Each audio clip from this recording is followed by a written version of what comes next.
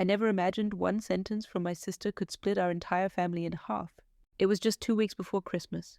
I was packing my bag, humming old holiday songs, thinking about warm beaches, coconut trees, and the way Hawaii lights up during winter. And then her message came. A single line. A single blow. "You're not coming to Hawaii for Christmas." At first I laughed. I thought it was a joke. But 5 minutes passed. 10. And then another message followed. "I'm serious. Don't come." My heart sank. This wasn't my sister. Not the one who used to share her last piece of chocolate with me. Not the one who cried when I fell from the school swing. Not the one who promised, "No matter what happens, we'll always be on the same team." So why was she shutting me out now? I dialed her number. No answer. I called again. Nothing. Finally, she replied with 4 words. "Please don't push this." My chest tightened. Something was off. Terribly off. I walked to my parents' room, holding my phone like a piece of bad news.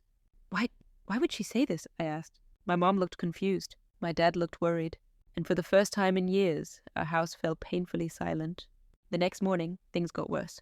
My cousin texted me, "You should know what she's saying about you." What? Saying what? I opened social media and my jaw dropped. My sister, my own sister, was posting things about me. Indirect, sharp, hurtful. Some people pretend to be family but bring nothing but drama. Christmas is better without fake faces around. Every word stabbed deeper than the last. What did I do? What crime had I committed? I felt my world cracking open. I felt betrayal dripping like poison through my veins. But the worst part? Everyone believed her. Aunts, cousins, even my childhood best friend messaged me. "Hey, is everything okay between you two? She seems really upset." Upset? She was destroying me. My blood boiled. My hands trembled. But beneath the anger lived a deeper truth. Something was wrong. Something she wasn't telling anyone. Something big. And I decided right then I would go to Hawaii, not for vacation, but for answers. For truth. For my sister. This wasn't just a trip anymore. This was the beginning of a storm. I landed in Hawaii unannounced. The moment I stepped out of the airport, the wind hit my face, warm but carrying a strange heaviness. The sky sparkled, tourists laughed, but inside me everything was crashing. I took a cab straight to her apartment. My hands shook as I pressed the doorbell. 1 ring, 2, 3. Then the door opened, and there she was, my sister, eyes swollen, face pale, not angry, not furious, but scared, truly deeply scared. She froze. "So you came," she whispered.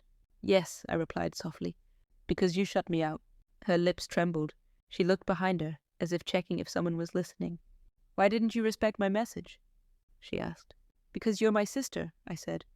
"And something is wrong. Tell me the truth." Her eyes filled with tears. But before she could speak, a voice echoed from inside the apartment. A male voice. "Who is it?" She flinched. It wasn't the voice of someone loving. It wasn't the voice of someone who cared. It was sharp, controlling, angry. I pushed the door gently and stepped inside. And there he stood, her boyfriend. The one she never introduced to the family. The one who, according to rumors, had a temper. His glare hit me like a wave of venom. "So you're the sister," he said coldly. My sister stood between us, trembling. And in that moment, I understood everything.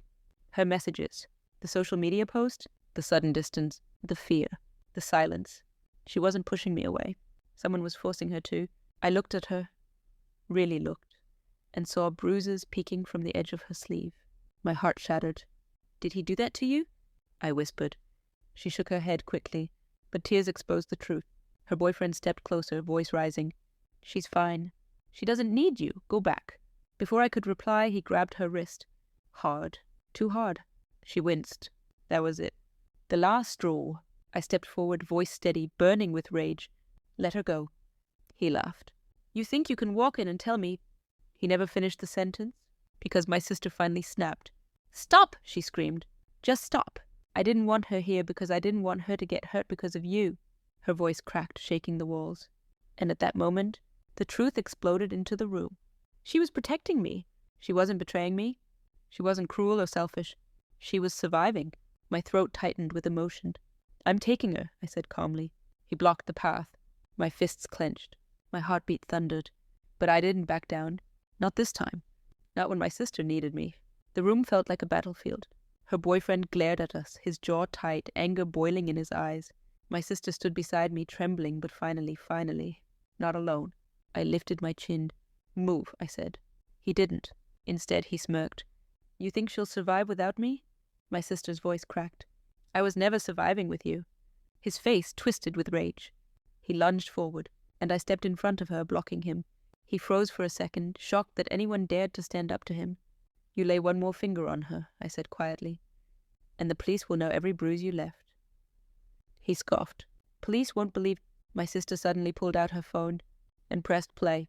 A recording. His voice. His threats. His insults. His manipulation. His face turned white. Where did you... You create enough pain, she said softly. A person learns to prepare. He stepped back. For the first time he was scared. We walked out together, my arm around her, her steps shaky but free. The elevator doors closed, shutting him out of her life and our lives forever. Outside, she broke down.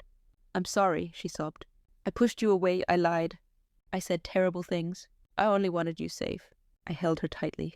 You don't have to apologize, I whispered. You needed help. And I came. That's what sisters do. Her tears fell into my shoulder, years of fear melting into relief. For the first time in months, she breathed freely. We went to the beach that evening. Waves crashed. The sky turned gold. She sat beside me and finally smiled. You still want to spend Christmas together? She asked shyly. I laughed through tears. With you, always. She looked into the horizon and whispered, If you hadn't come, I don't know what would have happened. I squeezed her hand. You don't have to know. Because I'm not going anywhere. And that Christmas, on a quiet Hawaiian shore, our family wasn't broken anymore. It was reborn. Stronger. Braver. Together.